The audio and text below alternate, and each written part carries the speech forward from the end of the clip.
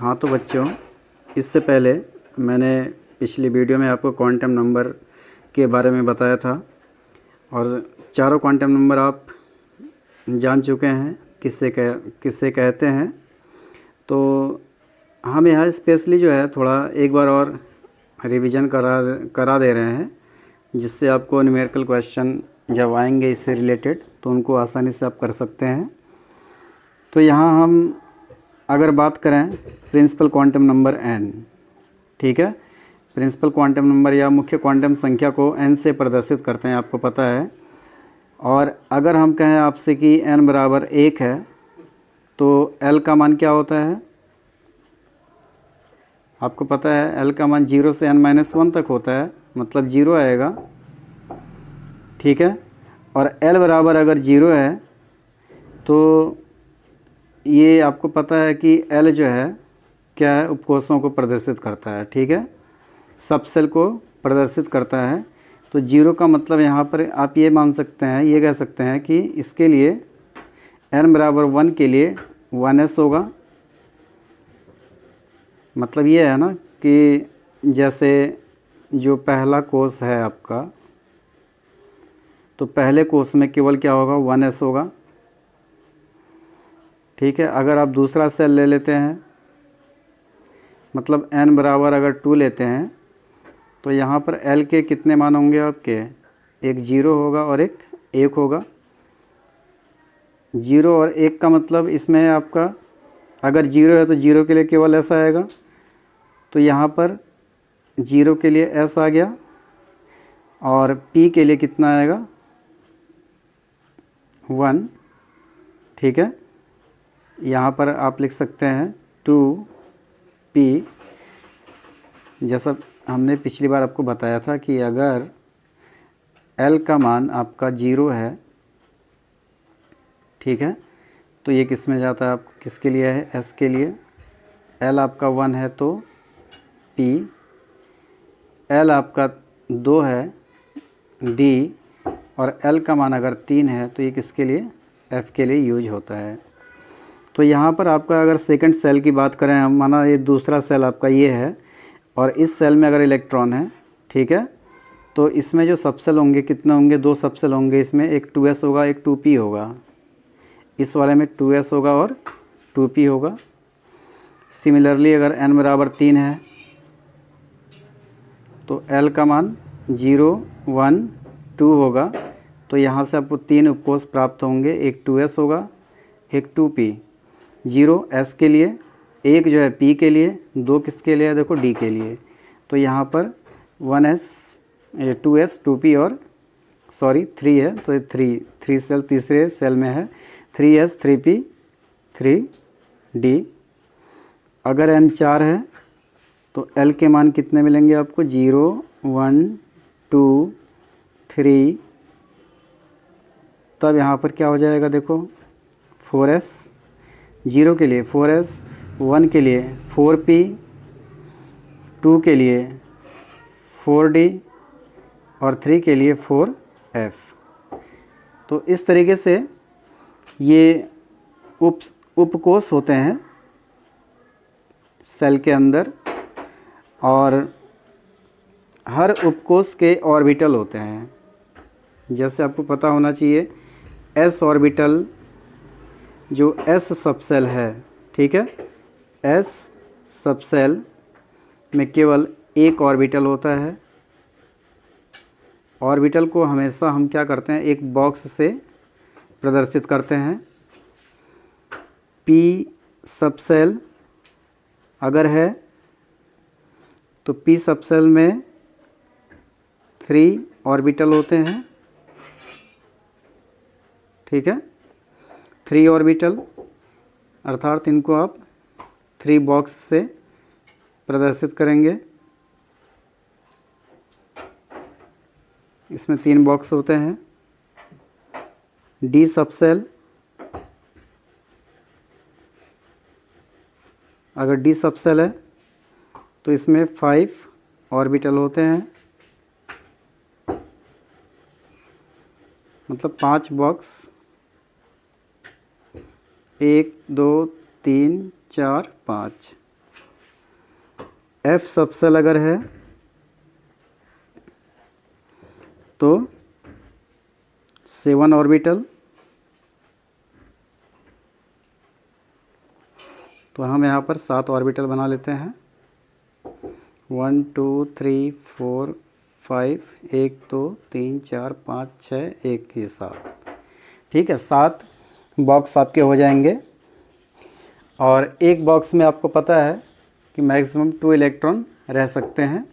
तो अगर मैं इलेक्ट्रॉन को दिखला दूं इसमें, तो S सबसेल के लिए ये क्या हो जाएगा, यहाँ पर 2 इलेक्ट्रॉन, P में आपका 6 इलेक्ट्रॉन, D में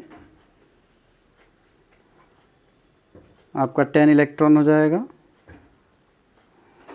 और F में 14 इलेक्ट्रॉन। डायरेक्शन दोनों का विपरीत होगा।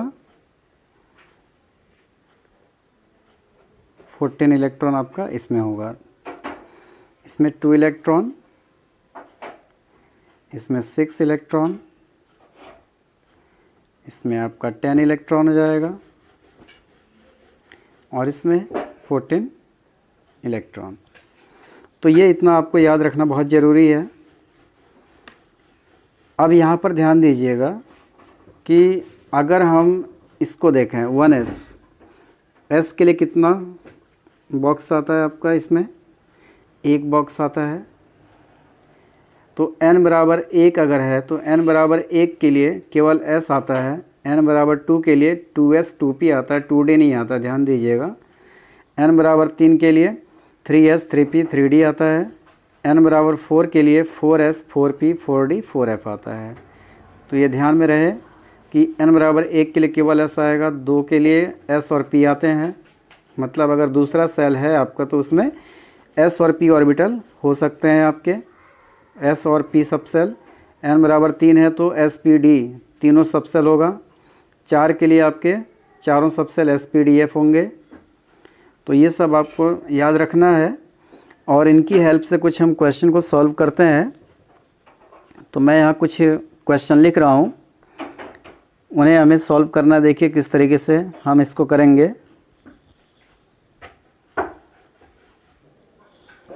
एक क्वेश्चन है आपके सामने, देखिए। निम्न क्वांटम संख्याओं को SPDF संकेतन में आपको लिखना है। ठीक है, किस तरीके से लिखेंगे इसको, तो हम यहाँ पर सॉल्व करते हैं इसको। पहला है आपका n बराबर 2 और l बराबर 1। अब यहाँ ध्यान दीजिए, अगर n बराबर 2 है, इसका मतलब जो सेल है आपका वो दूसरा है। कहने का मतलब ये है कि यहाँ पर आप अगर आपका न्यूक्लियस है, ये पहला सेल है, और ये क्या है आपका दूसरा सेल है। ठीक है, ये जो सेकंड वाला सेल है, ठीक है, इसके अंतर्गत कौन होगा, ये सबसेल होगा सेकंड वाले में। तो यहाँ पर अगर हम देखें सेकंड वाले के लिए 2 सबसेल होते हैं, एक S होता है, एक P होता है। लेकिन यहाँ पर जो L का मान दिया है, क्या दिया है, 1 दिया है। तो L का मान अगर 1 है तो 1 के लिए यहाँ पर देख पा रहे होंगे आप, क्या है, P है। इसका मतलब सबसेल कौन सा है इसका, P है, और सेल कौन सा है, 2 है। तो इसका आंसर क्या हो जाएगा, 2।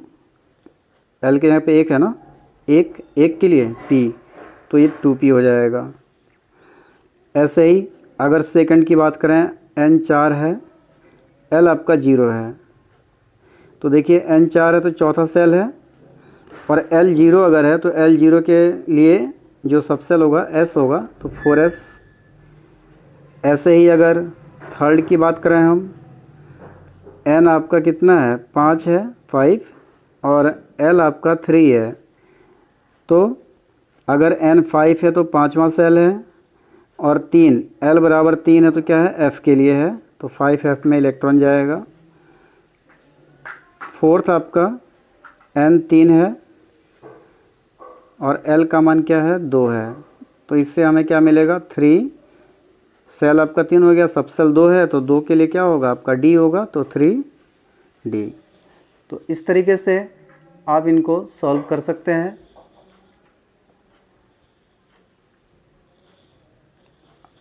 इसके बाद देखिए नेक्स्ट अगला क्वेश्चन है, एक इलेक्ट्रॉन किसी 3D कक्षक में है, इसके लिए n, l और m के मान आपको ज्ञात करने हैं। तो यहाँ पर जो ऑर्बिटल है वो क्या है, 3D ऑर्बिटल। ठीक है, अगर 3D ऑर्बिटल है, इसका मतलब क्या हुआ कि ये जो n है ये क्या बताता है, सेल को बताता है, कोष को बताता है, अर्थात ये क्या है, आपका मुख्य क्वांटम संख्या है यहाँ पर। ठीक है, तो n आपका कितना हो गया, 3 हो गया।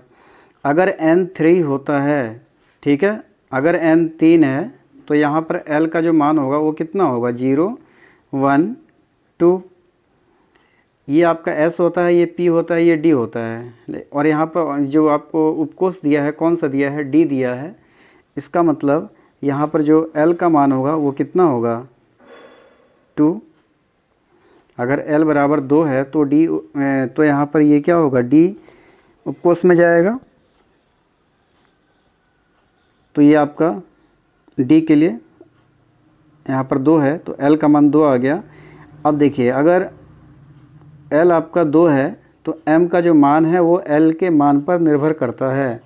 तो आप जानते हैं कि जो m का मान होता है क्या होता है, -l से +l तक, 0 भी इंक्लूड रहता है इसमें।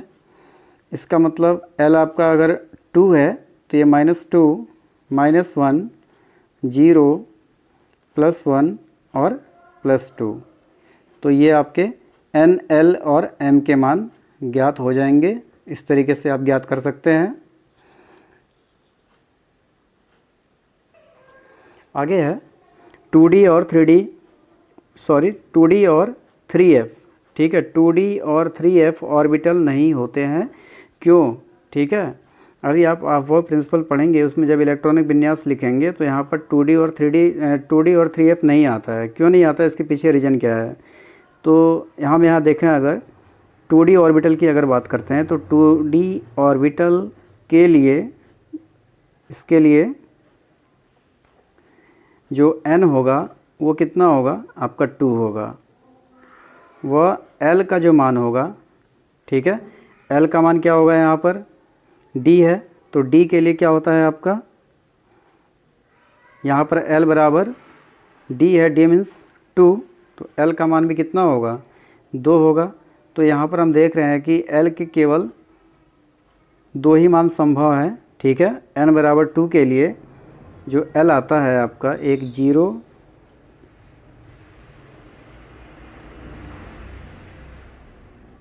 ठीक है, n बराबर अगर आपका 2 है तो l के केवल 2 मान आपको मिलेंगे।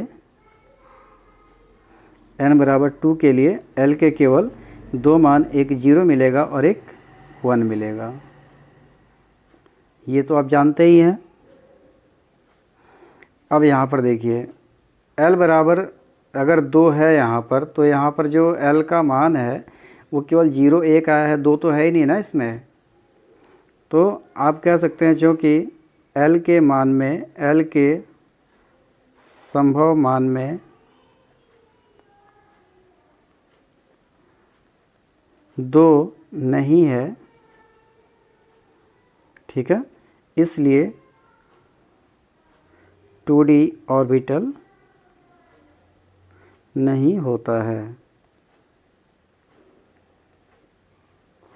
ऐसे ही देखो 3F की अगर हम बात करें तो 3F ऑर्बिटल में, 3F ऑर्बिटल में n बराबर तो 3 होगा, वह f, ठीक है, f के लिए आप जानते हैं जो l का मान होता है, ये l लिखेंगे आप, l, f के लिए l का मान 3 होता है, ठीक है। बट वास्तव में अगर n 3 है तो l के मान क्या क्या होंगे, 0 1 और 2 होता है। तो इसमें आप देख सकते हैं, क्योंकि ये संभावित मान है इसके, इस संभावित मान में 3 नहीं है, तो हम लिख सकते हैं क्योंकि l के संभावित मान में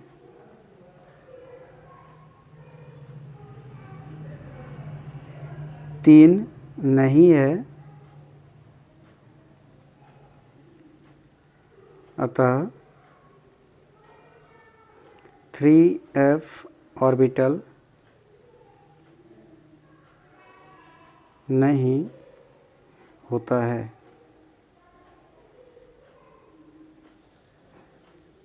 तो यहाँ से इस क्वेश्चन का सॉल्यूशन आप कह सकते हैं। 2d ऑर्बिटल है तो 2d ऑर्बिटल के लिए n तो 2 हो जाएगा, l का मान भी 2 होगा, क्योंकि आप जानते हैं कि अगर l 2 है तो वो d में जाएगा, ठीक है। लेकिन हम जानते हैं कि n बराबर अगर 2 है तो l का केवल 2 ही मान मिलता है ना, आपको 0 और 1 मिलता है, 2 तो है ही नहीं इसमें। अगर 2 रहता तब तो सही था। तो केवल 2 ही मान है, एक s है एक p है, इसलिए d इसमें नहीं आता है। अगर 3f की बात करेंगे तो 3f के लिए n 3 होगा तो l भी 3 होगा। क्यों? क्योंकि f के लिए जो l का मान होता है 3 होता है, जबकि इसके संभावित मान क्या होते हैं? 0 1 2 होते हैं। तो ये s हो गया, ये p हो गया, ये d हो गया, f तो है ही नहीं इसमें, इसलिए l के संभावित मान में अगर 3 नहीं है तो हम कह सकते हैं कि 3f ऑर्बिटल इसमें नहीं होगा। तो इलेक्ट्रॉनिक विन्यास जब आप करेंगे, इलेक्ट्रॉनिक कॉन्फ़िगरेशन करते हैं तो 2d और 3f नहीं आता है। क्यों नहीं आता है मैंने यहाँ पर बता दिया, इसलिए इसको ध्यान में रखेंगे आप लोग।